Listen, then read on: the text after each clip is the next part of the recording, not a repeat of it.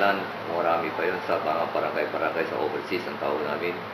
Siguro, naabot na nagawa namin is about 40% na lahat. Meron pa mga 50 to 60% na hindi pa natatapos sa overseas.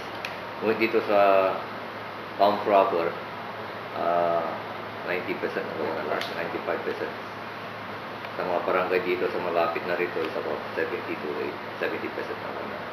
Ang nahirapan lang kami sa overseas.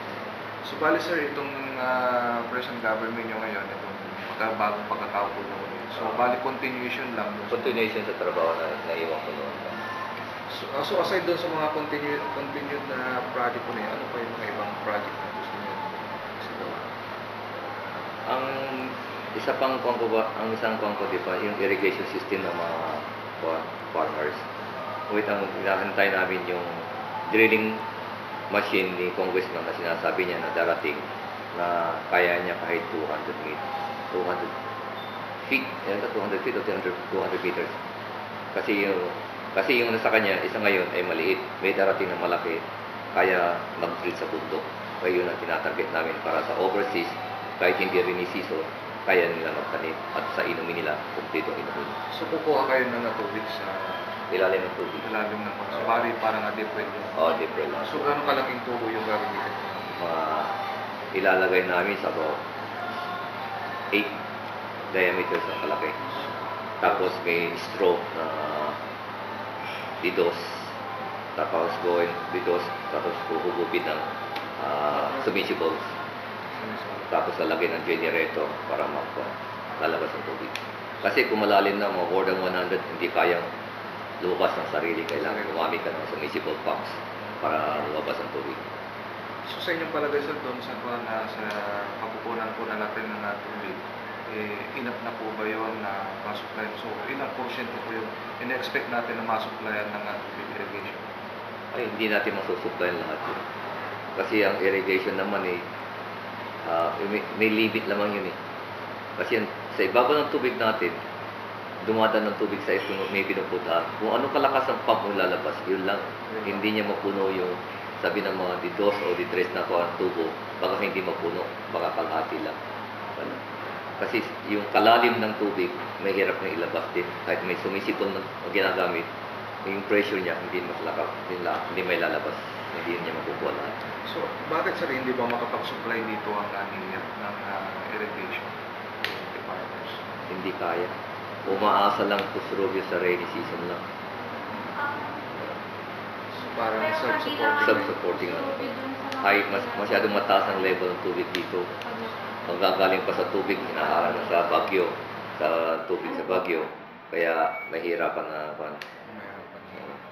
Ang nire-request ko sana sa San Roque Dam, yung tubig nyo doon, by tunnel sana pararating sa seasons going down. Yung gravity ng tubig, maski hindi natin gumamit ng mga generator, yung gravity, flow dadaan, makukuha, makakatipid, malaking tipid. Ang sabi naman ni Congressman Mark Bubangco na malaking gagasusin. Baka hindi kaya ng gobyerno yung malapot San Roque to underground. So hindi kakayanin. Hindi kakayanin. Hanggang kwan lang sila, hanggang binalunan lang yata nila o dito lang sa Madrid, binalunan lang ang kayang tubig kung gawing lawak. May pagpunta season at Pusurubio, mahirapan dahil mataas ang season at Pusurubio. So focus na lang po tayo doon sa deep well. Deep well lang. Ang karamihan deep well kasi ang kinakaramihan ginagawang deep well ni Congressman for drinking. Parang mineral water yung tubig nila. Na subukan nyo sana sa season na uminom ng tubig nila mineral water. Yung ginawa nyo doon. Parang may halong alkaline niya. Ewan ko siguro, hindi ko pala pa. Pag ininom namin, matamis. Natural. Ayan. So kailan na-expectin ng Pusurubio yung pagkakaroon ng deep well? Hintayin natin ang pagdating ng machine. Hindi pa na. So pag dumating sir, asap yung cost? Yun ang wala pa namin kay Congressman. Kaya kailangan namin na mag-reserve ng pondo para doon. So saan po yung location ng pagkalalagay? Marami. Hindi lang po, kasi maraming kailangan tubig dito sa Pusurubio. So, karamihan sa kasi dito walang, di ba, walang irrigation dito. Kailangan Kung saan magandang may tubig, doon namin huhukayin. Kung walang tubig, hindi namin isasakripisyo yung papukay. Na malaking gagasusin mo papukay. Di mga ilang site po, Mayor, tapos isang lugar. In every barangay, kailangan palagay natin. Hindi natin indikuan lang. Kung isang barangay, kung kailangan 3, 4, lalagyan mo. Depende sa area ng mga barangay. Laking gastos. Gastos na lang. Ang isang drilling lang, hindi ba aabot ng 200,000? Pinakababa. Kung ilan yun, ang kailangan yung isang barangay ilan.